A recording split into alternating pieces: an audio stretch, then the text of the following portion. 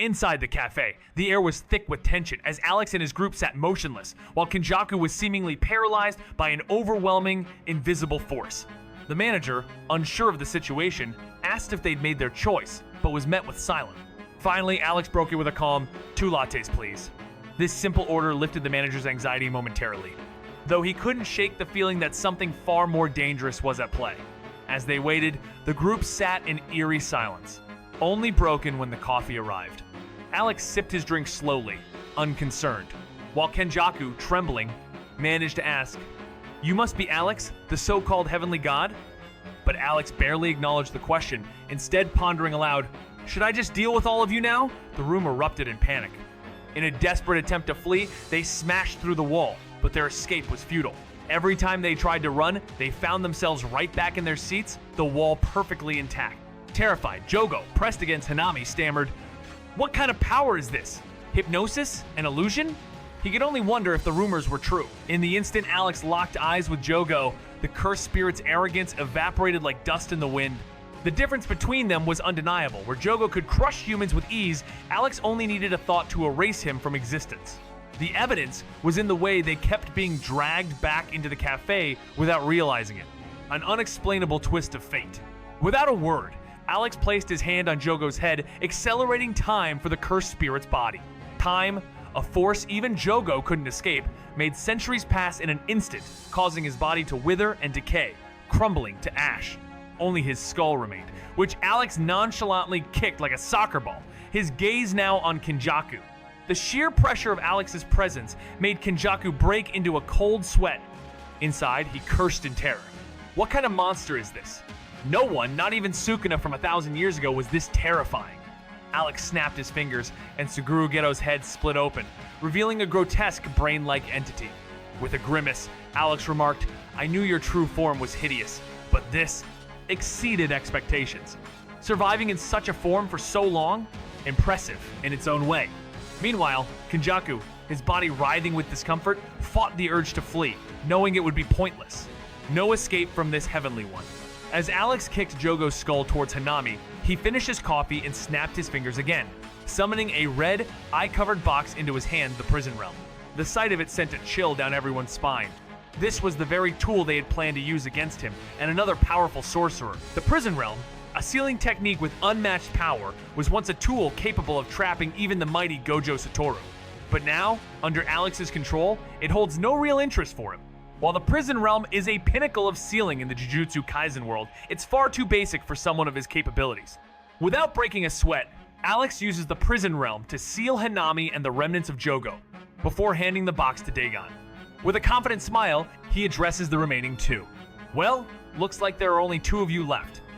Dagon, you're no match for Kenjaku's strength, so tell me, Kenjaku, are you gonna take this chance to consume these weakened curses?"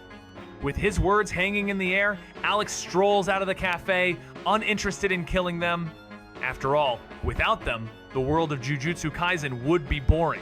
Once Alex is gone, Kenjaku sighs, eyes narrowing at Dagon, his expression unreadable. Dagon remains on edge, waiting for any sudden movement. It's clear that Alex's words have caused a rift in their alliance.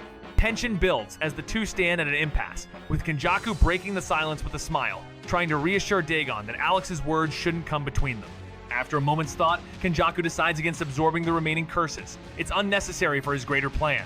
What matters is Mahito, and any disruption to his plans could prove disastrous. Dagon, still cautious, gradually lets his guard down, but both know deep down that their relationship has been forever altered, an invisible wall of distrust now separating them. When Alex returns to Tokyo Jujutsu High, he's met with the news of Yuji Itadori's death. But Alex isn't surprised. He knows Yuji isn't really dead. At that moment, Yuji is hidden away, honing his cursed energy in secret. "Wait, we have to pay for this?" one of the students asked, a look of disbelief in their eyes. Alex, with a cool, calculated gaze, answered without missing a beat.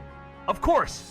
After my training, your abilities will skyrocket. You could even become special grade sorcerers. What's 10 million yen to someone of that caliber? It's pocket change. If you think that's too much, feel free to leave now, but just remember when the training ends and your peers who were once on your level can now easily outclass you, can you handle the humiliation?" The thought of being left behind hit hard, sending a chill through the group. One by one, the students began thinking of ways to scrape together the money.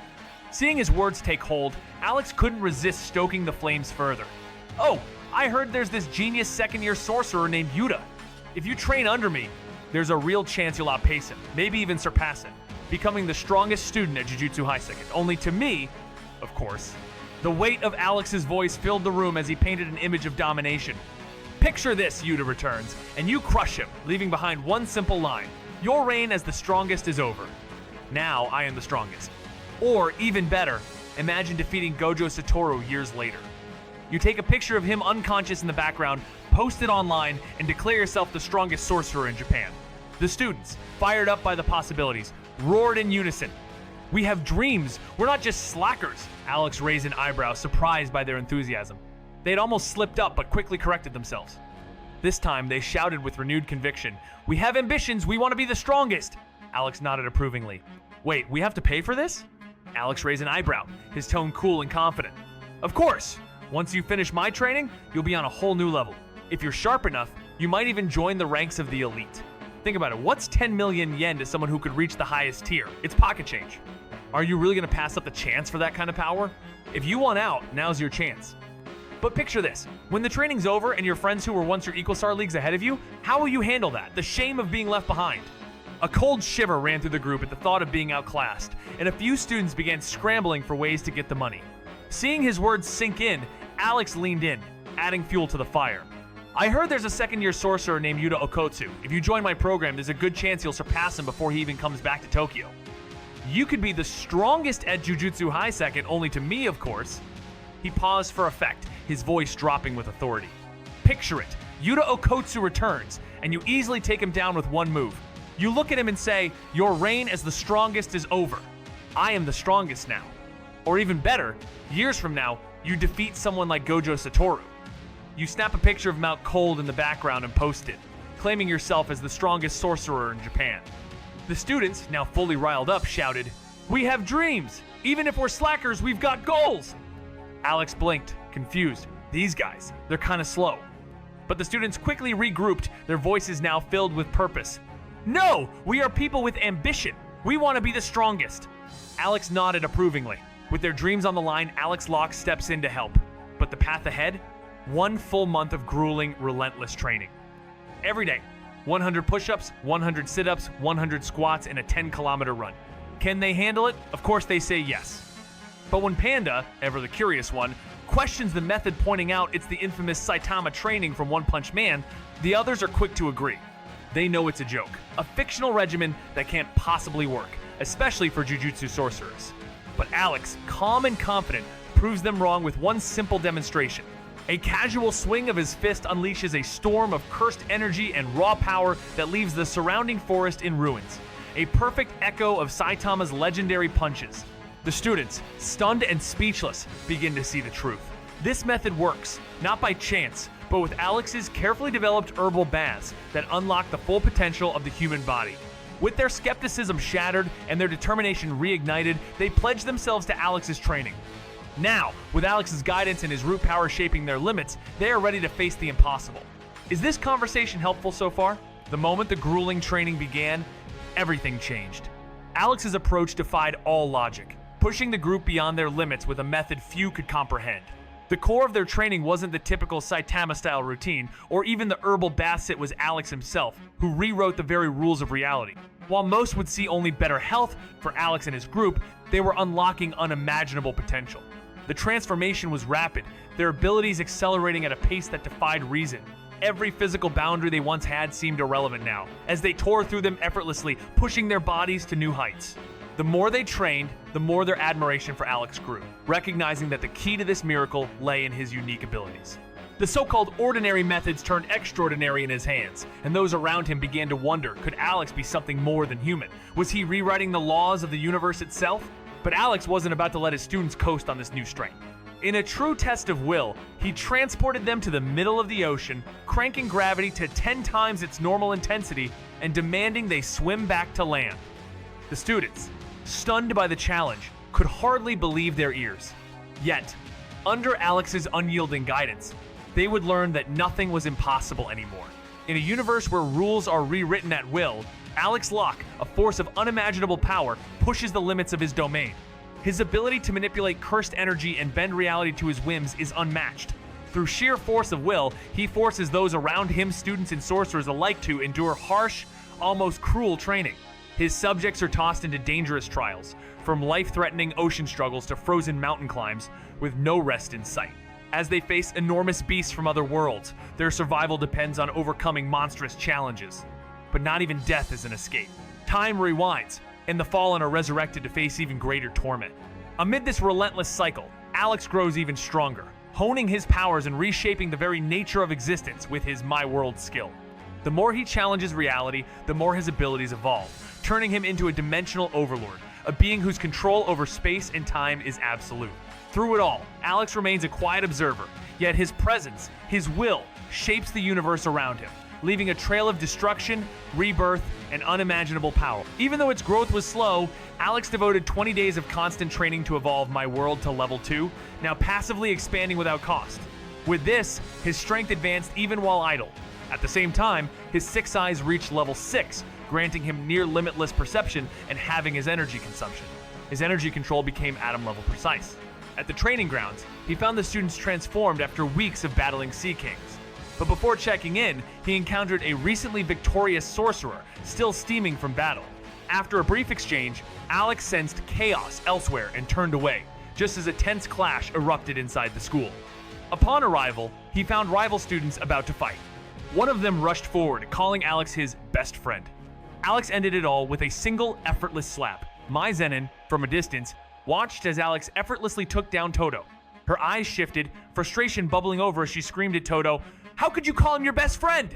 Look at him, those eyes, that white hair. He's clearly Gojo's 6th uncle or something. Alex is a god in the jujutsu world.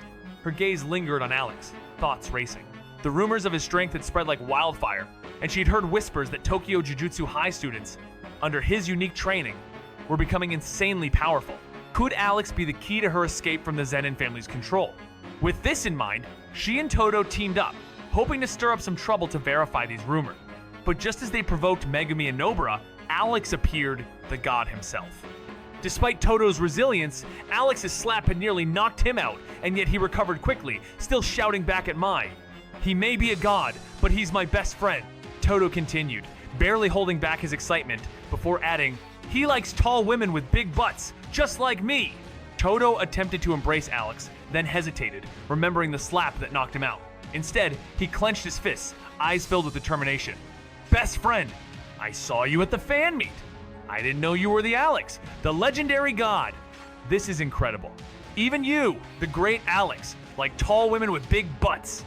Meanwhile, Megumi and the others watched the increasingly strange exchange, while Alex could only feel a rising sense of exasperation. Unable to hold back any longer, Alex unleashed a slap to Toto's head, sending the giant spiraling through the air, crashing violently past Megumi and Nobara before slamming into several walls and finally landing unconscious in the debris. But as soon as Toto was sent flying, Alex's regret hit him. He'd been far too lenient. Dragging the groggy AoE Toto from the rubble, Alex healed him completely, even adding a little extra energy to ensure his recovery was immediate and flawless. With a devilish grin, Alex looked over at Megumi and Nobara. "This big gorilla is yours now. Don't hold back, beat him senseless." Megumi and Nobara exchanged sly smirks, trapping the panicked Mai Zenin as Toto slowly regained his senses, his eyes foggy with confusion. The two girls cracked their knuckles ominously, ready for a brutal lesson. "Don't worry, Alex-sensei," they grinned. "We'll make sure they learn their lesson." Mai's voice trembled with fear as she begged, "No! Stay away!" But the eerie sounds of chaos screams echoing through the school halls continued for hours before the silence finally settled in. A few days later, with the sister school exchange event just around the corner, Alex observed a chilling death on television, instantly recognizing Mahito's handiwork. It was a grim sign.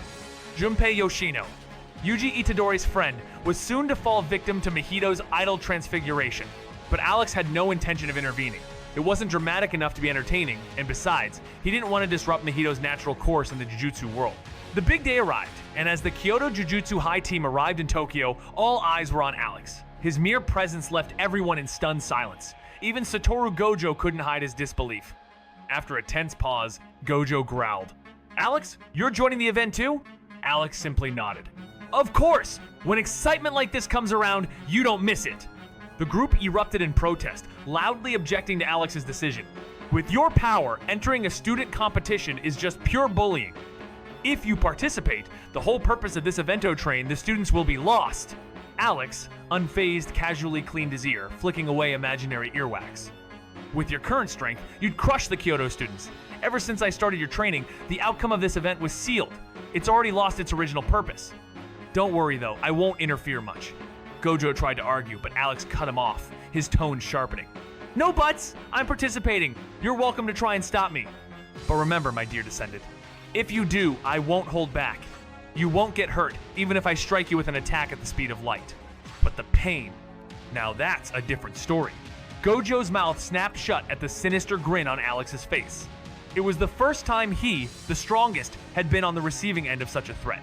Ever since Alex had shown up, everything had changed. His title was stripped away, the students' admiration was gone, and even the attention of others shifted to Alex. A cloud of frustration and defeat sank over him. Damn it, Alex, I'll never forgive you. Alex's unexpected decision to participate shocked everyone, but they quickly focused again, eager to finally show their rivals from Kyoto what they'd learned and crush them with the strength they'd honed. The stage was set. Maizen watched from a distance as Alex effortlessly took down Todo, her expression turning into one of disbelief. What? Best friends? That's impossible! Look at his eyes! His hair! He's gotta be related to the god of Jujutsu Gojo. He's gotta be like his sixth uncle or something. She fumed at Todo, who barely registered her frustration. Her thoughts raced there were rumors swirling around about Alex's incredible strength, whispers about how students at Tokyo Jujutsu High were growing stronger under his unique training. It was too intriguing to ignore. Mai and Todo, hoping to uncover the truth, stirred up trouble at the school. But as soon as they provoked Megumi and Nobara, Alex appeared. Todo, who had just been knocked out by Alex's slap, groggily recovered. He's Alex, the god of Jujutsu, but he's my best friend. He likes tall women with big butts just like me. With enthusiasm, Todo stepped forward for a hug but hesitated, clenching his fists in passionate admiration instead. I saw you at the fan meet, Alex. You're a legend, and you like women like I, Dodal and Kirby. The others exchanged confused glances as Alex couldn't help but feel a surge of exasperation. Alex stood in front of Gakuganji with an intense coldness in his eyes, his towering presence impossible to ignore. He placed his hand on Gakuganji's head, his voice sharp as ice. Old man, have I not been polite enough? Let me make this crystal clear. I'm in this event and there's nothing you can do to stop it. Say another word, and I'll crush you like a bug. Gakuganji froze, feeling the palpable death intent radiating from Alex. It was clear resistance meant certain death. The old man tried to deflect, mumbling about respect for his elders. Alex smirked, pressing his palm down harder, forcing Gakuganji into the ground. Elder? You're not even close. Now ask my grandson here to explain who I am. Gojo, enthusiastic as always, raised his hand and yelled, Grandfather Alex! Alex, unbothered, placed his foot on Gakuganji's bald head, grinding it into the dirt, blood trickling down his scalp. In terms of seniority, I'm probably older than you. You don't deserve to call yourself an elder! The Kyoto students, hoping to intervene, were stopped cold. As they approached, they hit an invisible wall, a solid, intangible barrier. Their hands trembled as they realized they were trapped. The barrier expanded, pushing them back violently. The Tokyo students, recognizing the familiar technique, muttered, Infinity! It was Alex's version of Infinity, different, stronger. The Kyoto students were stunned. They'd always known Gojo to be the only one with this ability, but this was beyond anything they'd ever seen. In the vast world of cursed energy and metaphysical manipulation, Alex Locke's mastery over the Infinity technique stunned everyone. His version of Infinity extended an astounding 20 meters, dwarfing even Gojo's impressive abilities. The Kyoto students watched in awe, unable to believe what they were seeing. Gojo, usually the unchallenged strongest, couldn't help but admit that what Alex had just displayed was beyond his own reach, dealing a blow to his pride. Meanwhile, Gakuganji struggled beneath Alex's power, unable to move, as if his feet were stuck in stone. In a fit of rage, he dared Alex to stop humiliating him, only to be knocked unconscious with a few more precise steps. Alex, unbothered, casually ordered the Kyoto students to pull the defeated man out of the dirt, prompting them to scurry in fear as they recoiled from his power.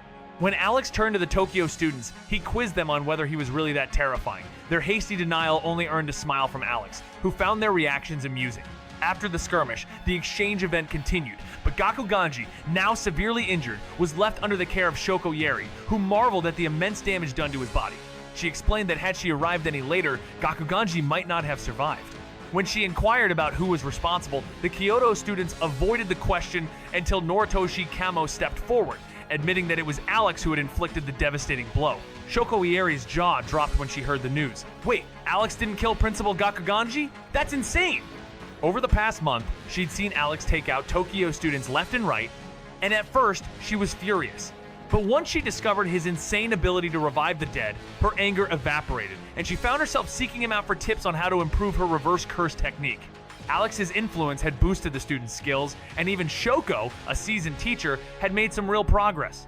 Given Alex's tendency to kill and then bring people back, she was genuinely shocked that he spared Gakuganji's life. The Kyoto students, on the other hand, were shaking in their boots, realizing just how terrifying Alex really was.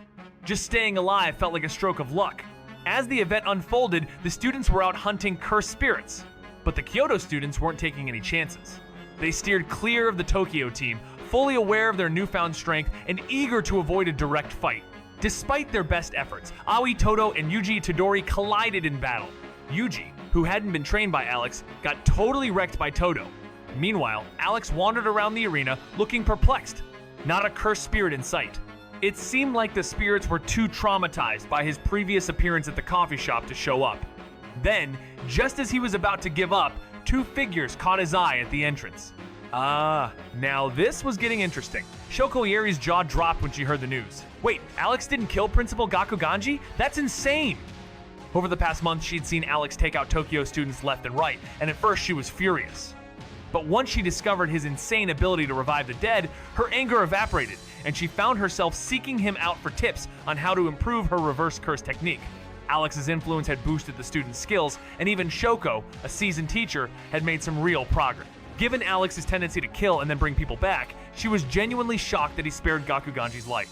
The Kyoto students, on the other hand, were shaking in their boots, realizing just how terrifying Alex really was. Just staying alive felt like a stroke of luck. As the event unfolded, the students were out hunting cursed spirits, but the Kyoto students weren't taking any chances. They steered clear of the Tokyo team, fully aware of their newfound strength and eager to avoid a direct fight. Despite their best efforts, Aoi Todo and Yuji Itadori collided in battle. Yuji, who hadn't been trained by Alex, got totally. A young man with yellow hair turned to his companion. Hey, isn't this weird? We haven't seen any cursed spirits yet. His companion, Juzo, a muscular bald guy with goggles and a butcher's apron, just shrugged. Who cares about cursed spirits? We're here for the kill and the thrill. As long as there's blood, we're good. The yellow-haired guy, Haruta, grinned, his eyes gleaming with excitement. Exactly. Let's bring the carnage. But suddenly, both of them froze, turning to face the distant sound of footsteps. Juzo licked his sword, a twisted grin forming on his face. Look at that, no barrier up yet, and we already found ourselves some prey. Haruta's grin grew darker as he tightened his grip on his dual blades. Oh, yeah, we're not killing him fast. We're gonna make him suffer. They rushed towards the sound, but Juzo stopped abruptly. Haruta crashed into him, frustrated. Juzo, why'd you stop? We need to deal with this fast for the fun. Juzo didn't respond. He was too busy staring ahead, unmoving.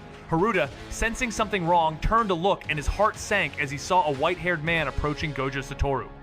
No way, Haruta gasped. Is this conversation helpful so far? Wrecked by Todo. Meanwhile, Alex wandered around the arena looking perplexed. Not a cursed spirit in sight. It seemed like the spirits were too traumatized by his previous appearance at the coffee shop to show up. Then, just as he was about to give up, two figures caught his eye at the entrance. Now this was getting interesting. Haruta's eyes widened in disbelief as he realized the power standing before him. His whole body trembled, mirroring Juzo's earlier terror. But Haruta was ecstatic, gripping Juzo in a tight hug.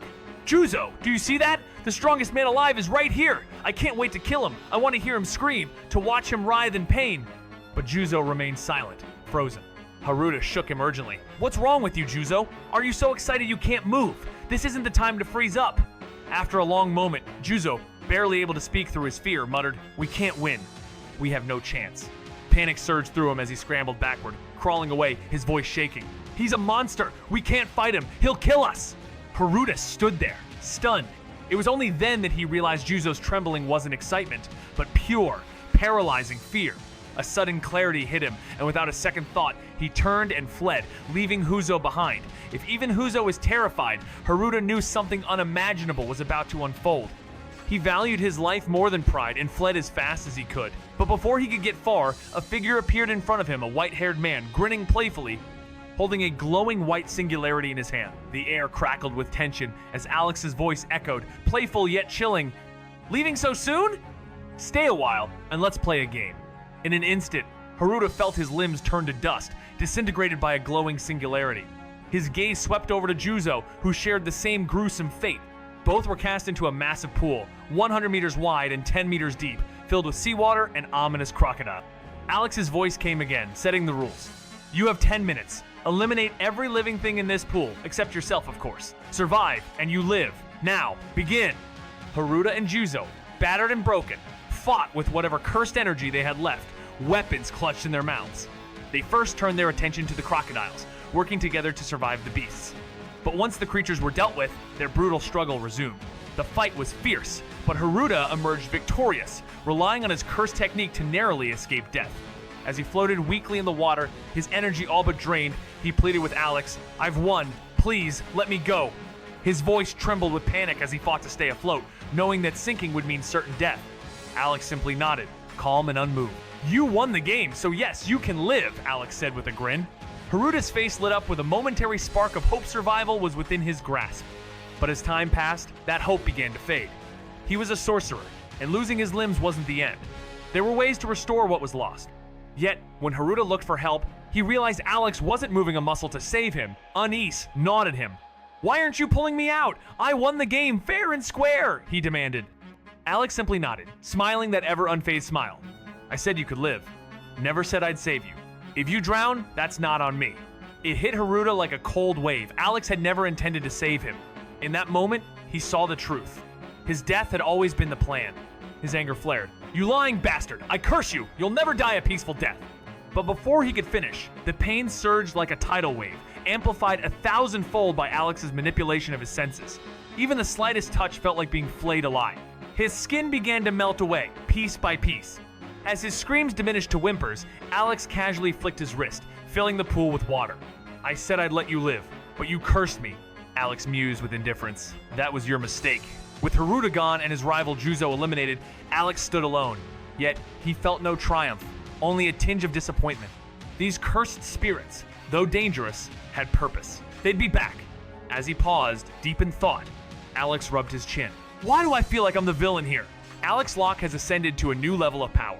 His unlimited void ability now far more terrifying than ever before. Once capable of spanning half the universe, it's now a domain that engulfs the entire cosmos, rendering every opponent within it helpless. With its upgraded precision, Alex can pull memories from minds, implant them, or even construct entire worlds inside the void. He tests this ability by pulling Earth's inhabitants into an illusionary world where they live unaware for a month until the slightest discrepancies break their illusion. But the evolution doesn't stop there. His mirror dimension ability also reaches new heights, expanding from a mere solar system to a space as vast as the Milky Way. Inside this domain, Alex reigns as an unstoppable god, bending reality itself. And with his increased control, he can now create worlds from nothing. As he contemplates the next move, Alex sees everything around him as part of his grand simulation, gearing up for a new challenge, knowing that the balance of existence is in his hands. With Unlimited Void upgraded to its fullest potential, Alex's abilities reached unprecedented levels. His once formidable power to cover half the universe now encompassed the entire cosmos, with no blind spots. His attacks, once dodgeable due to their slower speeds or limited range, were now unavoidable. Any skill could be activated instantly anywhere within this boundless domain. The new feature, the ability to craft fully realistic illusions, gave Alex an even deadlier edge. He tested this by trapping Earth's inhabitants in a flawless illusion for an entire month, with only slight inconsistencies appearing when they were released. Alongside Unlimited Void, Alex's mirror dimension received an upgrade as well, expanding from the size of the solar system to the vast Milky Way. This boost granted Alex godlike control over the space, allowing him to warp reality and create worlds from scratch. Stepping out of his room one day, Alex saw Mekamaru and Maki Zenin in the distance, signaling that the moment was right. "Time for Kokichi to face Mahito and make the deal?" he mused, his voice carrying the weight of inevitability. After all this specialized training, Kokichi should have what it takes to break free this time. In the original narrative, Kokichi Muda struck a deal with Mahito to gain a proper body, all while standing right in front of Maki. Sadly, he failed to escape and met his end at Mahito's hands. But after going through intense training with Alex, Kokichi's skills have greatly improved. While he still might not be able to defeat Mahito, he should now have the ability to break away from both Mahito and Kenjaku, even managing a counterattack. Time flew by quickly, and one night, a massive curtain materialized in Shibuya, Tokyo. This curtain had an unusual rule. Humans couldn't pass through it, but Jujutsu sorcerers could. Its strength was almost unbreakable unless its core was destroyed. Unlike the original plot, all the Kyoto sorcerers stayed at the Tokyo Metropolitan Magic Technical College, meaning they didn't arrive late but joined the Tokyo sorcerers as they headed towards Shibuya. In a bid to save time, Alex opened a portal, bringing everyone directly to Shibuya. Once they arrived, the group split up to track down the curtain's origins. Alex, however, descended straight into the subway tunnels, ready for his final fun in the Jujutsu Kaisen world. As he went deeper, Alex encountered a cursed spirit munching on a human body, a grotesque, 2-meter-tall locust. Hearing Alex approach, the cursed spirit turned and stuttered. "Hey, what are you looking at? You're a Jew sorcerer." Unimpressed with the low-level spirit, Alex casually slapped it into a bloody paste against the wall and continued his journey down the tunnel. Eventually, Alex reached the 3rd underground level, where a new curtain appeared around him. Alex quickly analyzed it. It was designed with immense strength, but sacrificed longevity and had one target: him. The curtain was there to trap him. As he was enclosed, cursed spirits and Kenjaku himself emerged from the shadows. Kenjaku produced 3 prison realm objects and placed them in 3 corners of the curtain, activating them. The prison realms fused with the curtain, bolstering its defensive power significantly. Kenjaku couldn't help but smile. "Surprised, aren't you? Everything here was designed with you in mind." He coughed, his body clearly drained. Blood trickled from the corner of his mouth as he wiped it away, continuing, "I've pushed Shuguru Geto's body to its limits, creating 3 prison realms in mere months. We even tailored a special curtain just for you.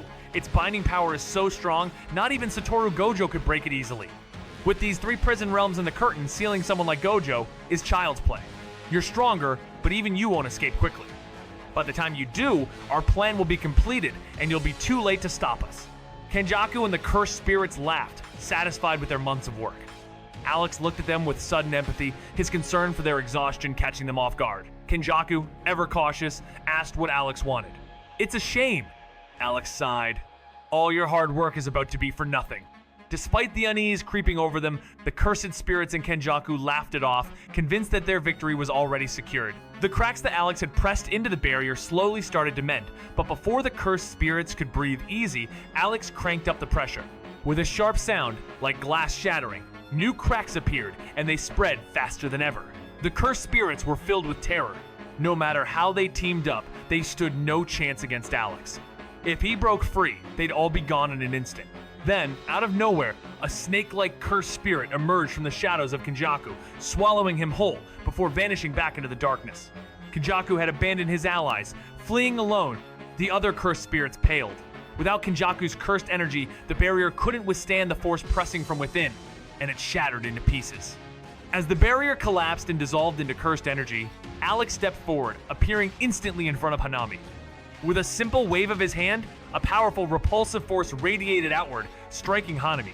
Even though Hanami's body was as tough as steel, the force obliterated him on the spot, scattering his body across the walls like grotesque artwork. Alex chuckled, speaking as though he were doing Hanami a favor. "I usually respect fate. For example, in your original future, you were always meant to be splattered against that wall. Now, that fate remains the same. In fact, you've died an hour earlier than you were supposed to. Don't underestimate that hour, it might give you a better shot at reincarnation. Maybe you'll have a better life next time." Jogo, who had been closest to Hanami, was filled with grief and rage. In a fury, he charged at Alex, flames surging around him. Forming hand signs, he roared, "Domain expansion coffin of the Iron Mountain!" Flames engulfed the area, solidifying into rock, sealing the space. Inside, the heat became unbearable, reaching thousands of degrees Celsius around Alex, the primary target. As Alex's pressure on the barrier intensifies, cracks begin to form and heal at an alarming rate. But Alex isn't one to back down, he pushes even harder. The barrier shatters like glass, and new cracks spread like wildfire. The cursed spirits tremble in fear. Alone, they're no match for Alex's overwhelming power. They realize, with a chilling certainty, that if he escapes, their fate is sealed.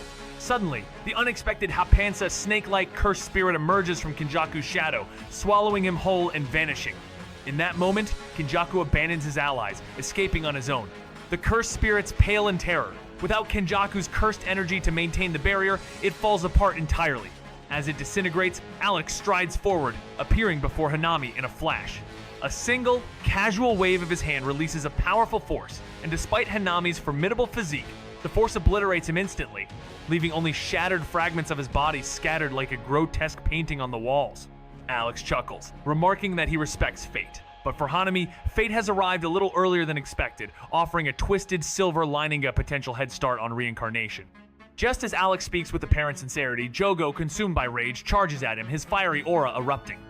With a roar, he unleashes his domain expansion, Coffin of the Iron Mountain, trapping Alex in an inferno surrounded by molten rock. The temperature soars to unbearable levels, but Alex remains unfazed. Is this conversation helpful so far? Despite the blistering heat, Alex stood untouched, his body erupting with a colossal force of repulsion that rippled outward, shattering all in its path. Normally, a domain could only be countered by another domain, but Alex's raw power obliterated Jogo's domain as though it were a mere illusion. With a casual step forward, Alex appeared beside Jogo, flashing a faint smile. "Goodbye," he whispered, pressing his palm against Jogo's head in a familiar gesture. But this time, there was no restraint. Alex manipulated the cursed energy within Jogo, collapsing his form as the chaotic energy tore through his body, reducing him to nothingness. Jogo was no more. Just as Alex turned, the sharp sound of an attack cut through the air. Choso, seizing the chance, launched his bloodline technique, but Alex raised a finger, halting the oncoming assault. The bloodline, capable of slicing through buildings, harmlessly split around him. With a flick of his finger, Alex unleashed an invisible slash, cleaving Choso in two. Choso, dead. But before the air could settle, a sinister laugh echoed behind Alex. Mahito had managed to grab his leg, laughing maniacally as he prepared to activate his cursed technique, confident that Alex was vulnerable. But as Mahito invoked his technique, nothing happened. The sweat on his brow grew cold as he realized his soul manipulation had failed. His attempt to control Alex's very essence was thwarted.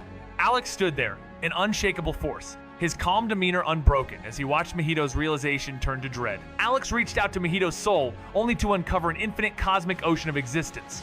Mahito's power was insignificant against Alex, unable to even graze him. Filled with dread, Mahito looked up and met Alex's piercing gaze. Alex raised his foot and stomped with a massive repelling force, crushing Mahito into the ground. His skull shattered beneath the pressure, his body disintegrating, but Mahito wasn't finished yet.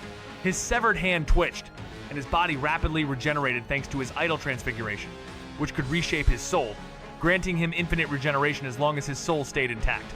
Mahito laughed, smugly declaring that Alex couldn't kill him because his techniques lacked the ability to attack the soul.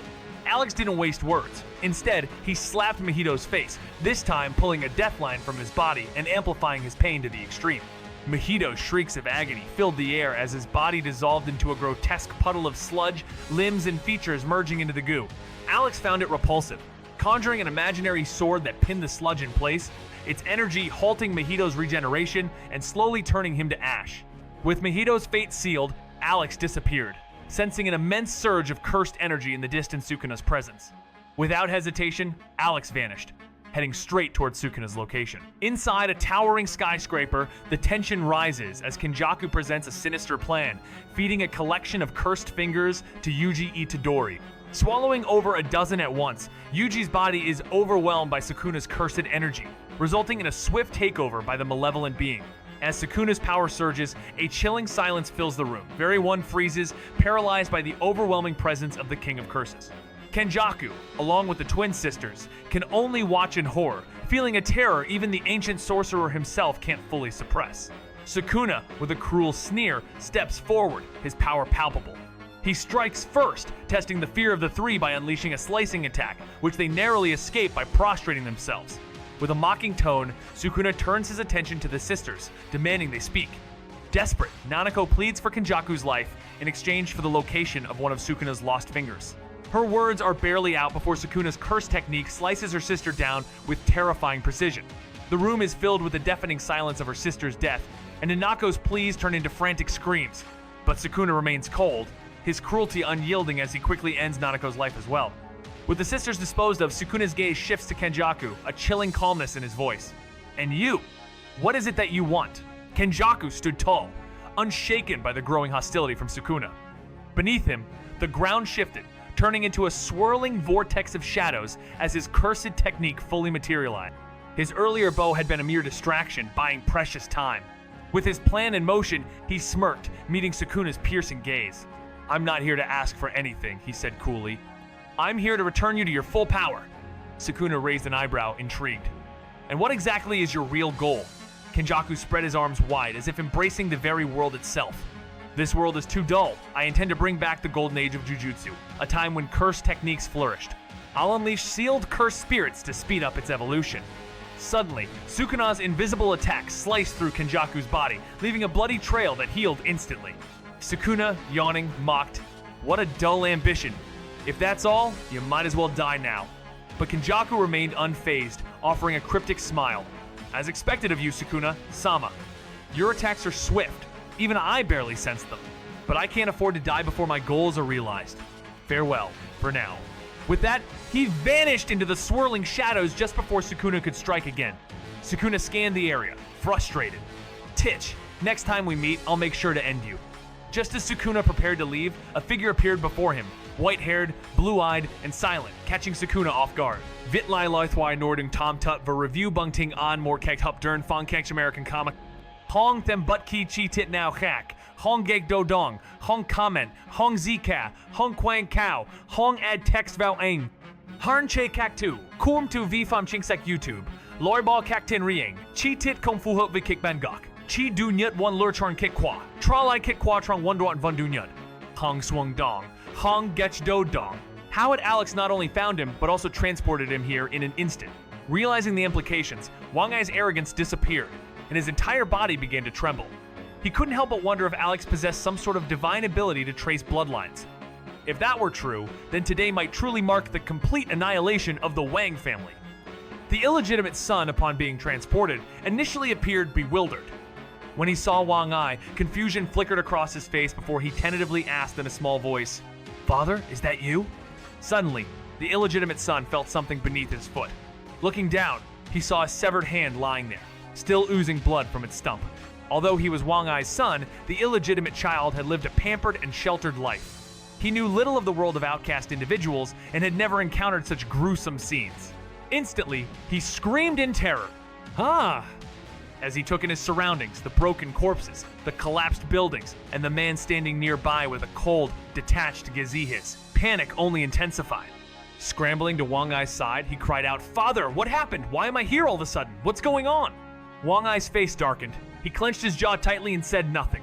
At this moment, Alex spoke. "Well, Wang Ai," and, despite not fully grasping the concept of being brought back to life, Geto quickly shot down the idea. "No need for that. Things are fine as they are."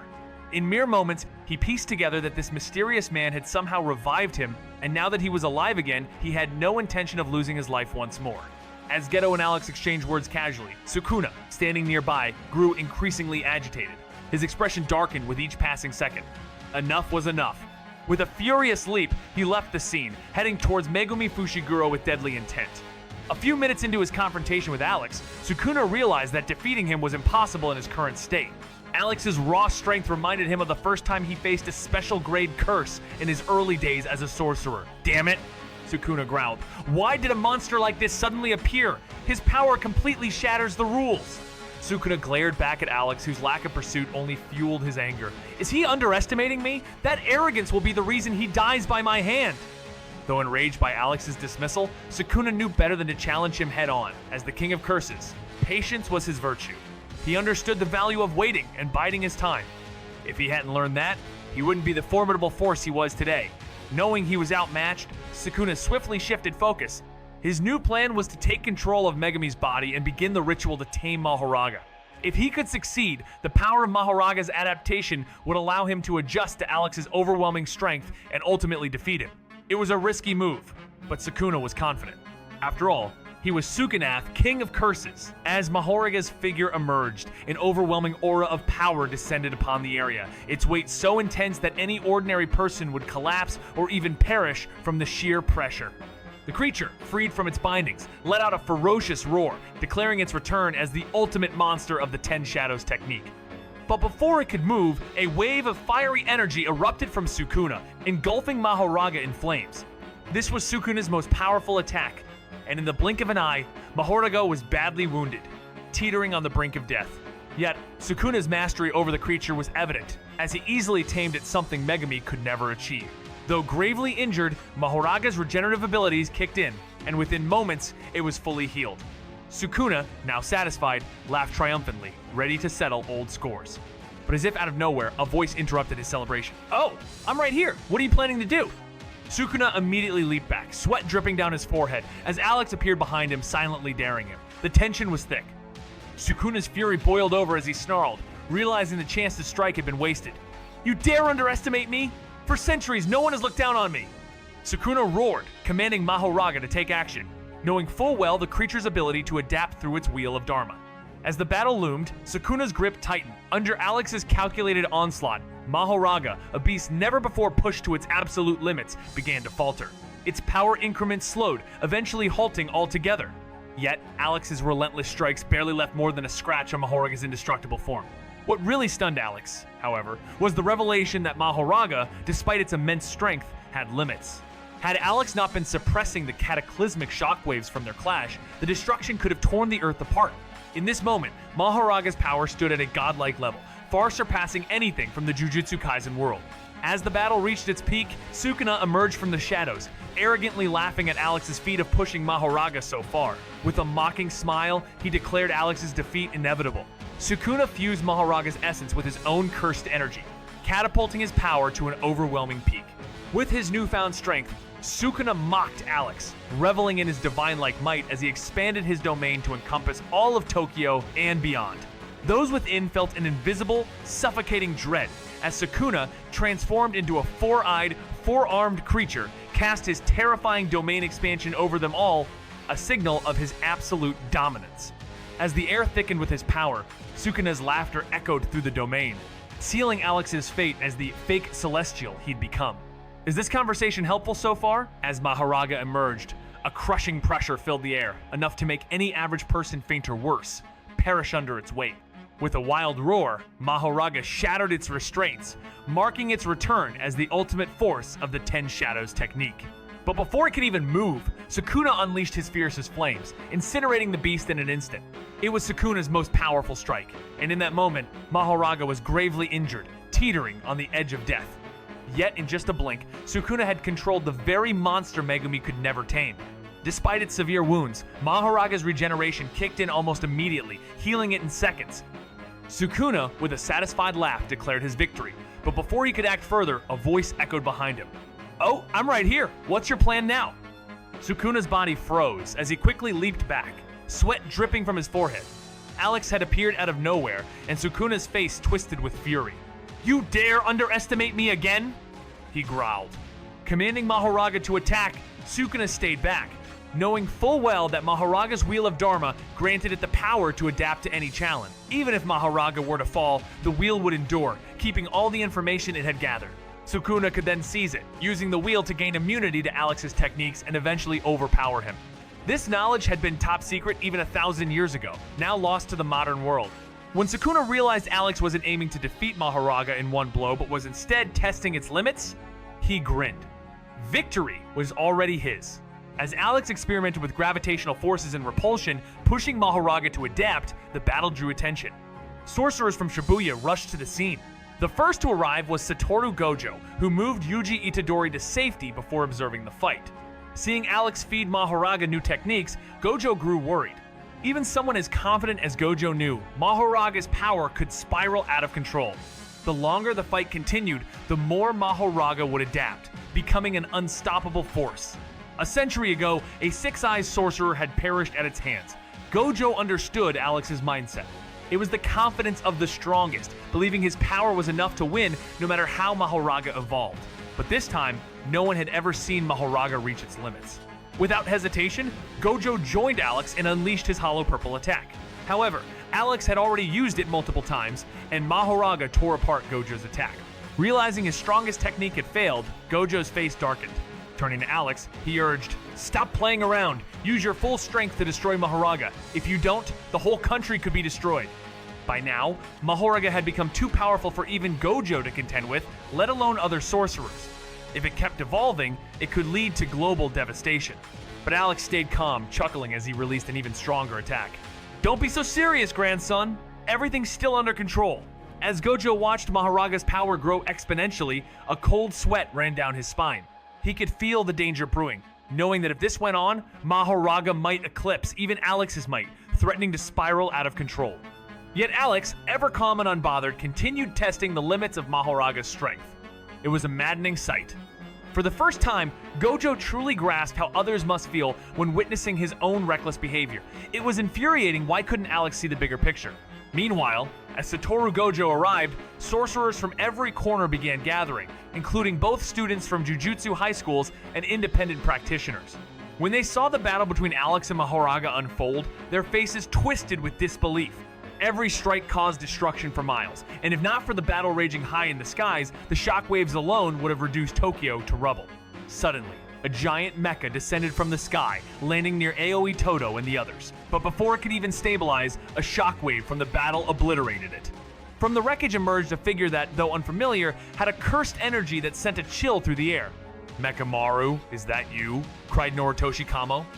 The figure, Kokichi Muta, emerged from the debris with a smirk, saying, "Noritoshi, it's good to meet you." "Call me Kokichi Muta." His gaze shifted to a blue-haired girl in the group, a warmth spreading across his face.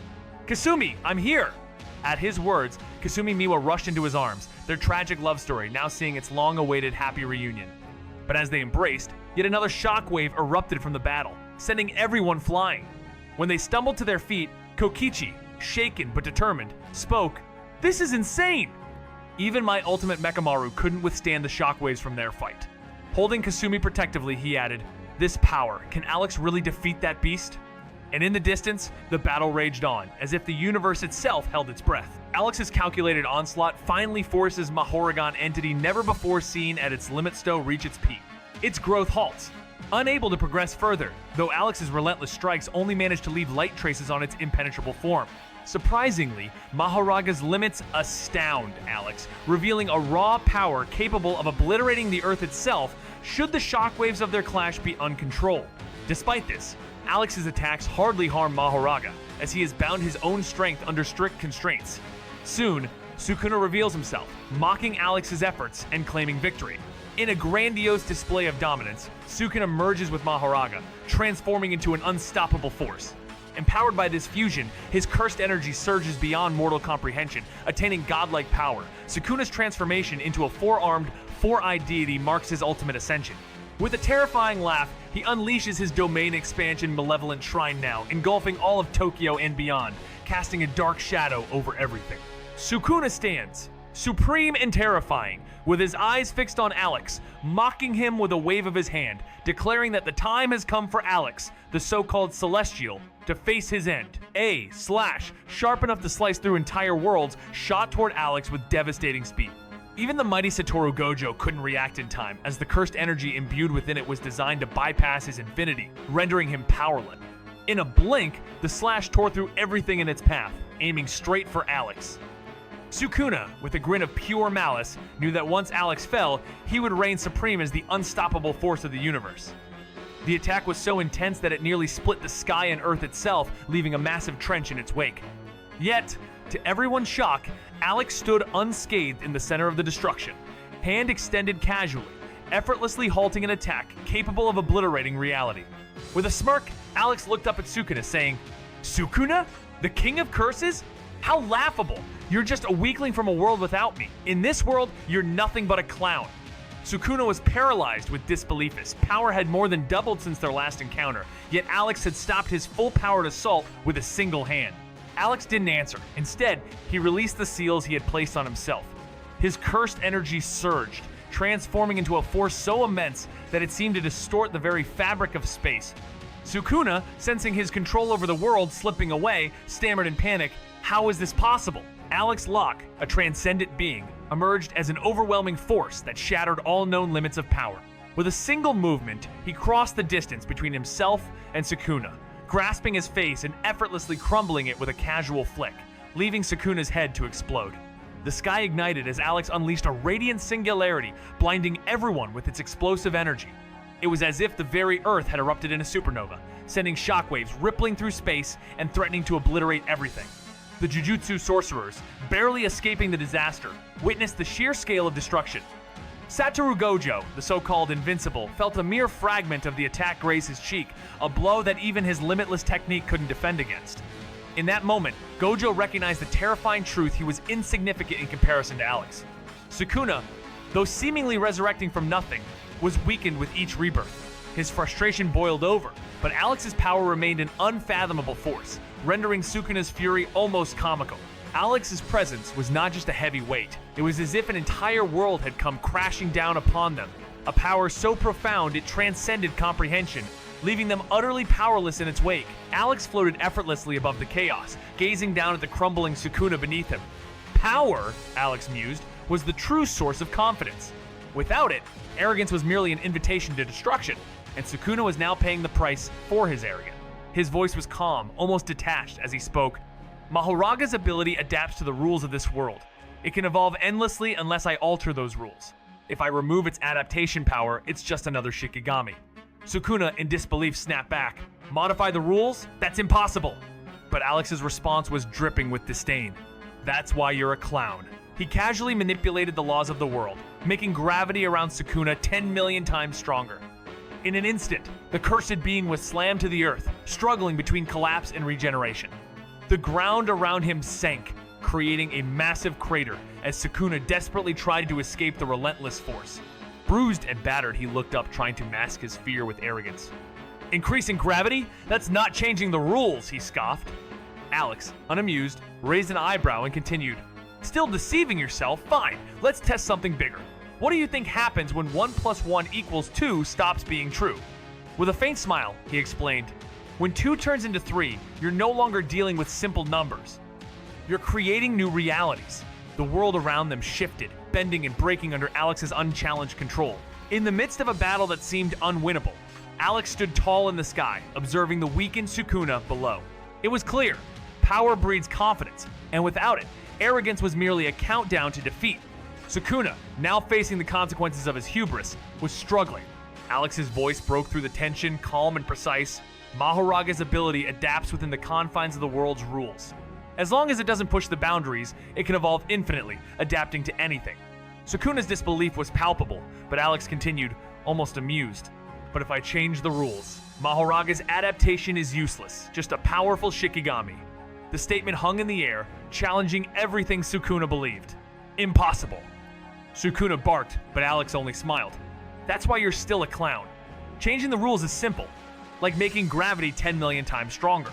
With a thought, Alex did just that, crushing Sukuna under an overwhelming force. The earth trembled as Sukuna was torn between regeneration and collapse, but he couldn't escape the crushing weight. As he resurfaced, battered and broken, he sneered, "Increasing gravity? That's not changing the rules." Unfazed, Alex's eyes glinted with quiet amusement. Still pretending? Let's try something else. What happens when 1 + 1 doesn't equal 2? With another casual thought, Alex bent the very fabric of existence, leaving Sukuna in the wake of a reality he could no longer comprehend. In a universe where the impossible becomes possible, the very fabric of existence unravels as the laws of reality bend. With the equation 1 + 1 = 3 in effect, creation itself is destroyed, leaving behind a swirling vortex of chaotic energy. The sorcerers, standing on the edge of nothingness, are left speechless as Alex's power reshapes the world around them. But when Yuji's anger erupts, blaming Alex for the universe's destruction, Alex coolly reveals the truth. The world they see is a mirror, not the original, and the destruction was merely an illusion. With a snap of his fingers, Alex rewinds time, revives Megumi, and erases the malevolent Sukuna with ease. But this isn't just a fight for survival. Alex, now a divine architect, redefines the very essence of curses, creating a new reality under his control, setting the stage for a multiversal evolution. The game has changed, and Alex, the master of the root spiral, is its creator. Megumi snapped back to life, confused and disoriented. Yuji quickly brought him up to speed. They both stood there, staring at Alex and the shattered remnants of their universe, utterly stunned. Megumi's mind buzzed with a single thought. Is this even something a human can do? Are you really a god? Alex pondered for a moment before giving a casual nod. To you, I might as well be. You can call me God if you want. Gojo suddenly looked like he had a realization and nervously asked, "So, you're not actually my great-great-grandfather, are you?" Alex let out a laugh. "Of course not. The evidence saying I am. All made up when I rewrote reality. But hey, I'm cool with being your ancestor in spirit." Gojo, unimpressed, simply replied, "No thanks." With a flick of his wrist, Alex returned the Jujutsu High Sorcerers to their original universe. Fast forward to chapter 178, New World. Alex, now a figure of godlike power, used his remaining energy to stabilize the laws governing the sorcerers of Jujutsu High, enabling them to grow stronger through the Saitama training method. But there was a catch: once they hit the Skyfather level, they'd reached their limit. Their training time was set to exactly 3 years, just like Saitama's method. Before he left, Alex wiped out most of the 3 great families, the ones that dared to challenge him. With a final goodbye, Alex opened a portal and stepped into a new world, leaving behind the shattered reality of Jujutsu Kaisen for a new chapter. After being resurrected, Megumi woke up, still disoriented, with no memory of what just occurred. Yuji quickly caught him up.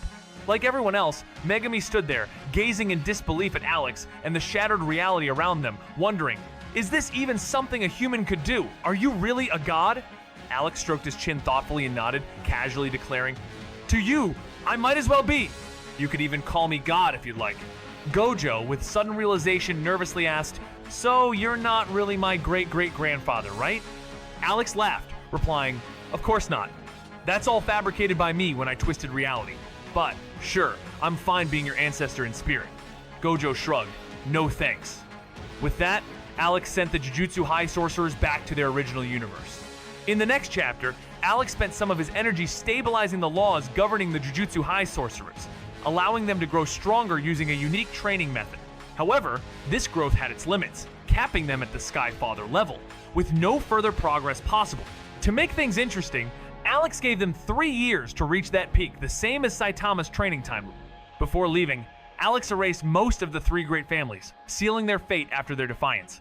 With one final farewell, Alex opened a portal and stepped into a new world, leaving behind the one he had just reshaped. Alex Locke, once an unassuming traveler, now wields the power of a deity, shaping the very fabric of reality. In this world of twisted energies and fragile realities, Alex is no longer bound by mortal constraints. With the quantum code, he merges entire realms into a single tapestry, reprogramming the laws of existence. From rewriting cursed energy to dismantling ancient threats, Alex's journey becomes less about survival and more about transcendence. Every move he makes sends ripples through the fabric of creation. A mentor to the next generation of heroes, Alex's presence is a silent storm, reshaping the future with every step. As he confronts the oldest of beings and constructs his own realm of logic, one question lingers. Will Alex, the creator, ever be satisfied with the universe he's built, or will he continue to bend its rules? This saga isn't just about battles, it's about rewriting the very essence of what it means to be alive. In the heart of a wild, primeval forest where sunlight broke only in slivers, Alex walked like a demigod in exile, his power sealed by choice, chasing the thrill of limitation. Once a being whose gaze shattered mysteries and bent nanotech like clay, he now wandered by rustling leaves and cicada cries, deliberately dulling his senses to feel surprise again. Even as he tried to scale himself down to mortal-level strength, his body pulsed with force beyond galaxies, his steps heavier than myth. Immortality, what a drag, he sighed, sensing the hollowness of omnipotence. Past the trees, golden wheat rolled into view, and so did Murmur's farmers, stopping mid-task to gawk at the figure who didn't belong. His style clashed with the earth-toned world, and whispers compared him to some local hero, though none dared place him quite right. But Alex didn't stop. He kept walking, past judgment, past the edge of power, toward a world he hadn't rewritten yet.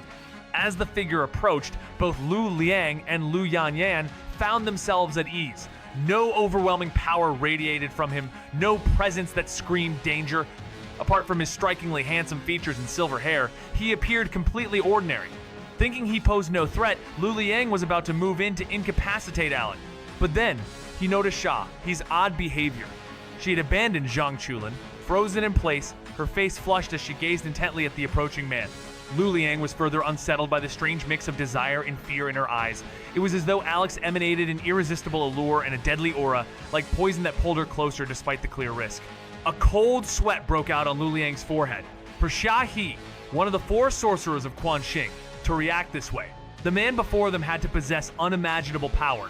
Lu Liang couldn't comprehend Alex's true strength, but he knew now this was no ordinary person. Yet, Lu Yanyan, oblivious to the tension, strolled forward with no hesitation. She walked past Lu Liang, heading straight for Alex. Despite Lu Liang's instinct to stop her, he knew he couldn't risk his own life for hers. Standing in front of Alex, Lu Yanyan placed her hands on her hips and snapped, "This isn't a place for ordinary people like you. Leave now!" Lu Liang braced himself for a fatal response, expecting Alex, a person of such immense power, to strike her down. But to his surprise, Alex smiled and replied with a calm voice, "Oh, a corpse herder, huh? Fascinating ability. I'm not an ordinary person either, I'm one of you, an outcast." Despite his calmness, Lu Liang's anxiety only grew. Alex wasn't indifferent out of kindness. He simply didn't regard Lu Yanyan as even his equal. To him, she was nothing more than a harmless pet. Is this conversation helpful so far? Amid the vast cosmic stage, Alex Locke stands as a transcendent being, far beyond the mere mortal struggles of those around him. He's no longer a man but a divine compiler, rewriting the fabric of existence with every breath, every motion. His gaze pierces through the veil of the multiverse, where he manipulates cursed energy, bending it to his will. The Jujutsu Kaisen world trembles as Alex, now called the Heavenly One, enters their realm, not as an invader but as a creator, rewriting laws of reality itself. Sorceress those once thought to be the supreme, like Geto, Kenjaku, and Sukanare, nothing more than data in Alex's grand simulation, trapped in loops, their attempts to challenge him ultimately meaningless. Alex doesn't just fight, he mentors, guiding Megumi and Yuta, nurturing them as seeds for a future protected by multiversal guardianship. Yet his greatest challenge looms ahead, confronting the very source of curses, an ancient concept entity imprisoned since before time. With a blade of nullifying logic, Alex shatters its existence, unlocking the root zone, a realm where universal laws are his to rewrite. As the volume closes, Alex prepares to ascend beyond mere observation, drafting the first lines of Root Spiral VO.01, a new operating system for existence itself. Alex waved him off like a bored celestial judge watching ants argue over dust. "Just spectating," he said, with a smile sharp enough to slice through timeline. "Though I was hoping for a better show from Shahi." Her face twisted, more insulted than threatened, but as she launched her manipulation ability, intent on pulling his desires like strings, she hit a wall, not of flesh or mind, but of myth itself. Alex didn't resist the simply existed on a layer beyond resistance. Her power broke against his will like wind against a mountain that had never known motion. Her eyes widened. She blinked, recalibrated, and suddenly smiled like a proper disciple in front of the Temple Master. When she questioned his origin, he dropped the name like a thunderclap. Taoist Master Hall. The shock rippled through the crowd, eyes widened, breath caught like he'd spoken the name of a god who'd retired to rewrite reality. Even Zhang Shulan froze, and Lu Liang, ever the analyst, adjusted his glasses like that would help him process what he was seeing. "You really from there?" he asked, voice tight. "Yeah," Alex replied, half smirking. "You could say that." Confusion sparked like static. Everyone heard the words, but none could parse the equation. Was he? Wasn't he? But Shia, he didn't push further. She'd already touched the edge of an existence no desire could bend. Alex nonchalantly waved them off. "Don't mind me, I'm just a spectator, curious about what you guys are up to." "Oh, and that woman over there, Shahi, right? Why'd you stop?" "I was really looking forward to a live performance." Shahi's expression shifted, becoming dangerously intense. Her abilities were centered around desires, and while she occasionally lost control, she saw herself as a good personified from the incident with a certain individual. She never crossed any serious lines. Narrowing her eyes, she asked, "Which sect do you come from? How is it that someone with power like yours hasn't been heard of before?" Alex's eyes gleamed as he replied, his voice deep, "Have you ever heard of the Taoist Master Hall?" The room fell silent, shock spreading across every face. "Could it be? You're from there?" The Taoist Master Hall was a name known far and wide, legendary for its ancient power and unparalleled status. With a peerless master in residence, it was regarded as the most formidable force in the community. Lu Liang pushed up his glasses and stared at Alex seriously. "Are you really from the Taoist Master Hall?" Alex nodded. "Yeah, you could say that." Everyone blinked in confusion. What did that even mean? Either you were, or you weren't. Why the vague answer? Xia, his gaze grew even more intense as she subtly activated her ability, trying to influence Alex's desires. But as her power reached him, she found herself stopped by something unyielding Alex's will, as solid and immovable as a mountain. It was like running into a boundless range of peaks, her attempts collapsing before they could even begin. Startled, Xia, his demeanor softened immediately, her dangerous edge melting into a polite, harmless smile as if the tension had never existed. Noticing Xia, his sudden change, Lu Liang became more alarmed, sensing something was off. He knew Xia, he too well to not realize that she'd probably made a move on Alex in secret. But the way she now seemed so docile, she had clearly failed. From her reaction, Lu Liang could tell that Alex's power had crushed her, leaving her no space for resistance. To see someone like Xia He, one of the four sorcerers, crushed so easy, Alex's strength must be off the charts. What was really going on? Zhang Chulan had heard of the Taoist Master Hall and its prestigious reputation. Many of the techniques his grandfather passed down, like the Golden Light-In and Yang 5 Thunder, came from there. So, when Alex mentioned being affiliated with the Hall, Zhang Chulan couldn't help but ask, "What do you mean? Are you really from the Hall?" Alex, casting a quick glance at the squirming figure of Xia, he, almost with disdain, answered, "Yes, I'm from the Taoist Master Hall, but no one there remembers me anymore." Zhang Chulan, intrigued, pressed further. "What do you mean by that?" Alex smiled mysteriously. "Do you know Zhang Daoling?" Xia, he, slightly stunned, asked, "Are you a descendant of Zhang Daoling?" Lu Liang and the others furrowed their brows, their seriousness growing. If Alex truly was a descendant of Zhang Daoling, his status in the Hall would be extraordinary. But why claim no one remembered him? Alex then adopted a somber look and answered, "No, I'm not Zhang Daoling's descendant. I'm his senior uncle. 2,000 years ago, I ascended to another world where I spent 2 millennia cultivating and achieving unmatched power. But after reaching the pinnacle, I felt an emptiness. Everyone I knew was gone. Even the forces I created revered me, but no one truly cared. In their eyes, I was a god invincible, but not a being with emotions like them. Overcome by loneliness, I left behind an avatar to say goodbye and returned to this world to find my descendants. I've only just arrived. Is this conversation helpful so far?" Alex nonchalantly waved them off. "Don't mind me, I'm just a spectator, curious about what you guys are up to. Oh, and that woman over there, Shahi, right? Why'd you stop?" I was really looking forward to a live performance. Shahi's expression shifted, becoming dangerously intense. Her abilities were centered around desires, and while she occasionally lost control, she saw herself as a good personified from the incident with a certain individual. She never crossed any serious lines. Narrowing her eyes, she asked, "Which sect do you come from? How is it that someone with power like yours hasn't been heard of before?"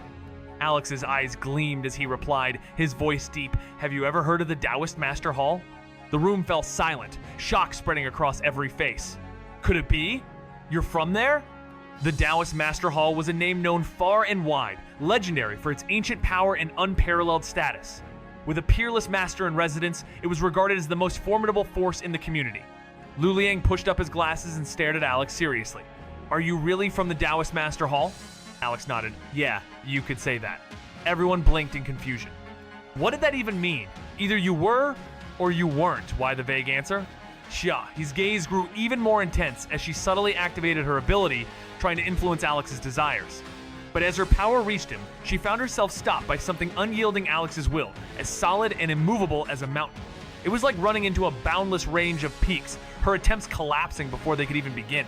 Startled, Xia, his demeanor softened immediately, her dangerous edge melting into a polite, harmless smile as if the tension had never existed. Breaking through worlds? A celestial being who's been around for over 2,000 years?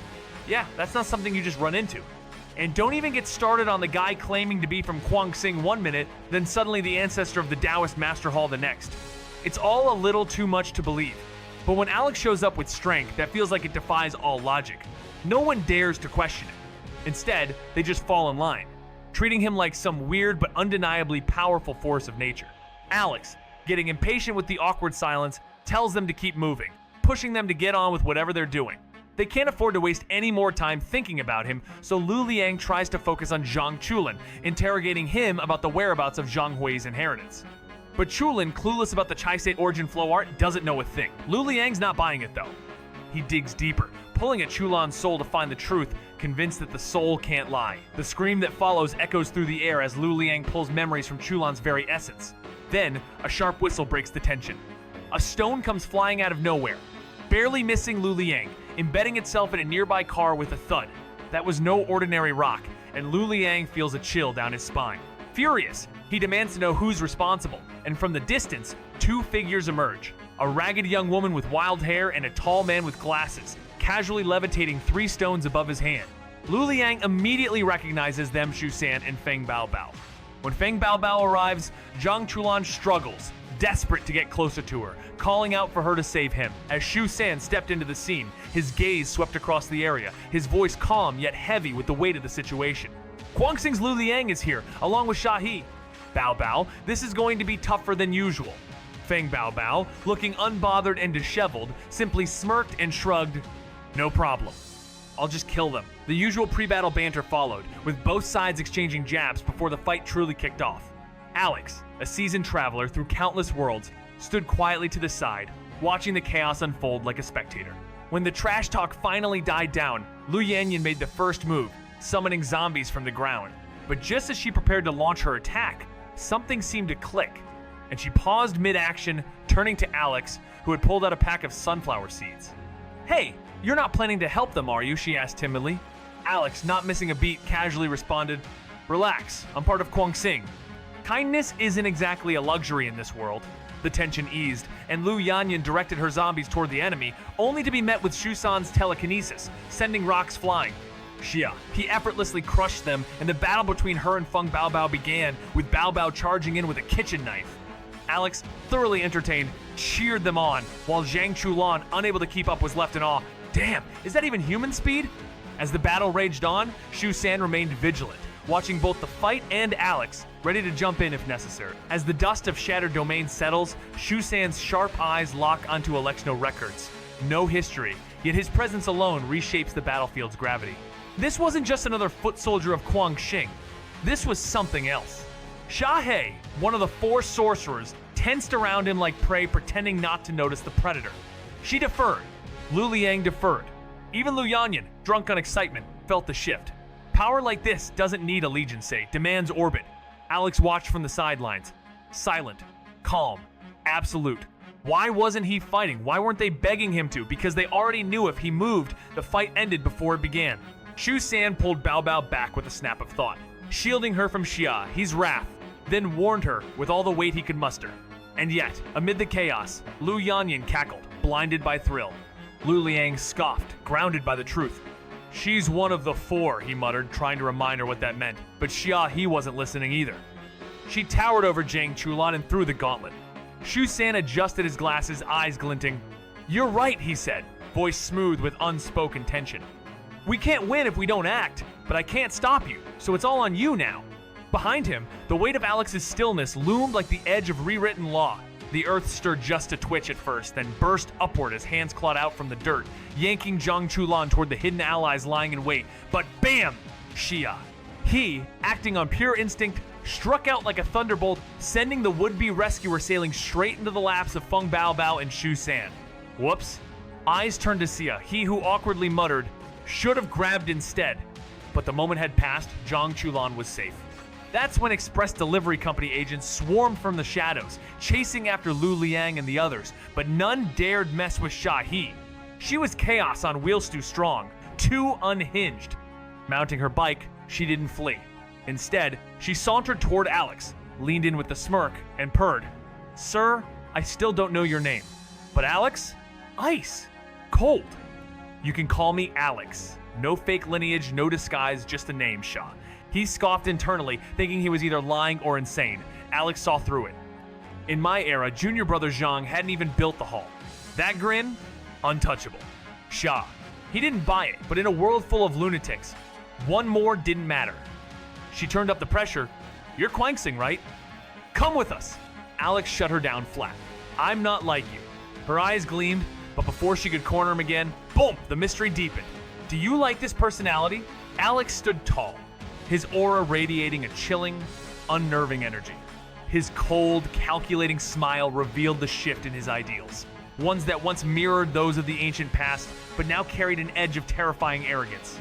"Anyone who pisses me off," he declared with deadly certainty, "I'll kill them, no exceptions."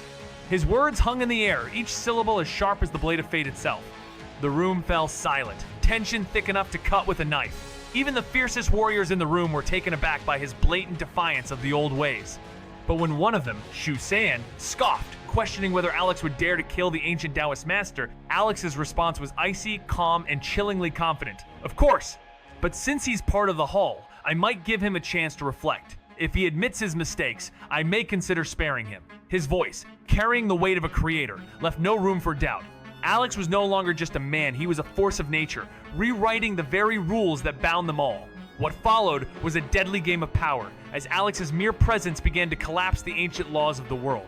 The air around him crackled with the tension of a new era about to unfold. Bathed in a blinding burst of golden light, Alex stands untouched, an untouchable force of divine command.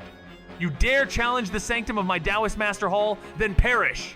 he declares, as the heavens themselves seem to echo his fury. Shusen and Sha. He wary but watchful, track his every move, trying to unveil the secrets of his sect. But then, unexpectedly, Alex calmly chants the sacred scripture. Voice steady as mountains, each word a thunderclap of authority. Revered sect of heaven and earth, the root of all energy. Through myriad tribulations, I affirm my divine power. Above and below the three realms, the Tao stands supreme. My body is enveloped in golden light, shielding me from harm. With those final words, light explodes from him like a solar flare, tearing the night apart, no longer a glow, but a golden sun swallowing darkness.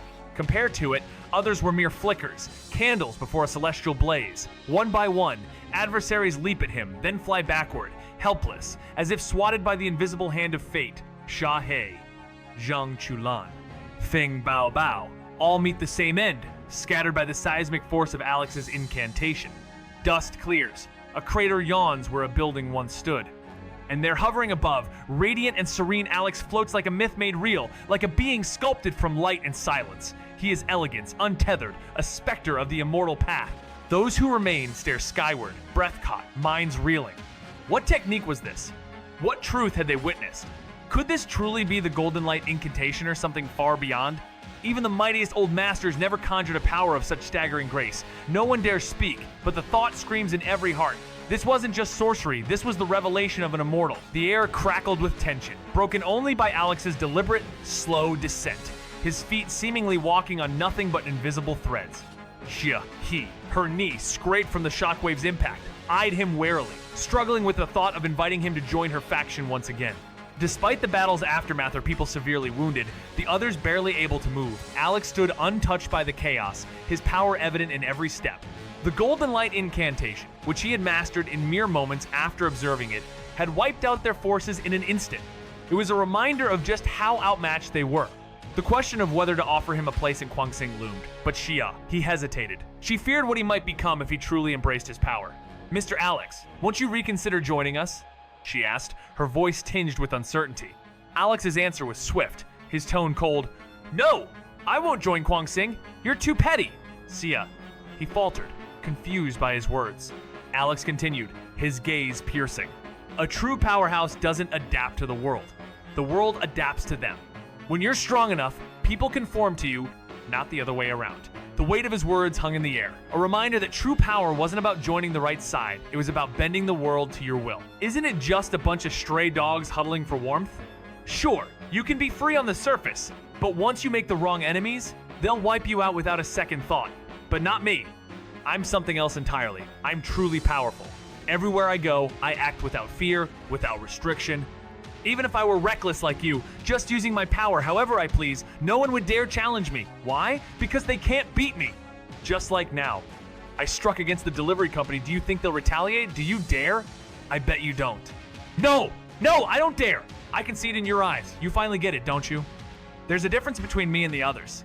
I'm part of the group, sure, but I'm not bound by it. I'm beyond it. The system, the rules, they don't apply to me. I'm my own master. You can't recruit someone like me. Well, I hope your version of this group holds up. Just don't let some old master knock it all down with a single strike. Before she can even finish her sentence, I send a streak of golden light straight through her bike's tire, almost sending her flying. She barely jumps off in time. I give her a smirk and a raised middle finger. Little one, it should be me with the high expectations, not the other way around. She doesn't even reply, just runs off, leaving her busted bike behind. Alex turned his gaze toward the members of the company, his tone cold and calculating. "So, you still want to fight?" The response came in unison, their heads shaking vigorously. Despite the tension, the outcome remained unchanged. Lu Liang escaped once again, just as he had in the original timeline, while Lu Yanyan was left behind, captured by the company. As the company members returned to their headquarters, Alex made his way back to the hotel he'd been staying at, focusing on improving his skills over the next few days. Finally, his efforts bore fruit. His blue skill leveled up, granting him the ability to manipulate gravity on an even more profound scale, creating black holes that could consume not just matter, but also souls and thought. Moreover, with partial mastery over time itself, he can now resist time-stopping abilities like those of Loki. Meanwhile, his red skill also upgraded, allowing him to generate powerful repulsions and even create supernovae. With both abilities at an entirely new level, Alex now felt confident in his control over time. He could now manipulate it as he pleased, a power he had once struggled to harness. Days passed, and Alex enjoyed some downtime with Catwoman, Nami, Robin, and the other ladies until the door suddenly knocked. It was the members of the express delivery company, unable to contain themselves any longer and eager to pay Alex a visit.